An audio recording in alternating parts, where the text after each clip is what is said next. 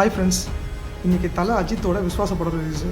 சாதாரணமாக அஜித் படம்னாலே ரொம்ப பரபரப்பு, ரசிகர்கள் உற்சாகம் ஜாஸ்தியாக இருக்கும்.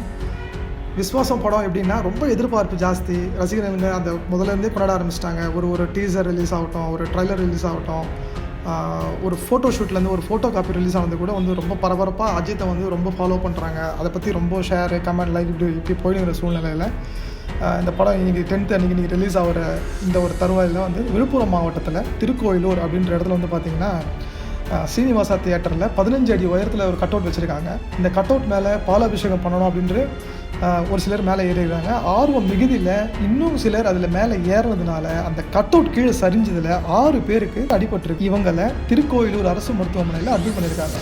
என்னதான் ஒரு போலீஸு பந்தோபஸ்து பாதுகாப்பு அந்த இடத்துல சுற்றி இருந்தாலும் ரசிகர்கள் தன்னுடைய தலைவருக்கு பண்ணுற விஷயங்களை, தலைவருக்காக இவங்க பண்ணுற ஒரு சில விஷயங்களை இவங்க கொஞ்சம் கவனம் எடுத்து பண்ணியிருக்கலாம் அப்படின்னு தான் தோணுது.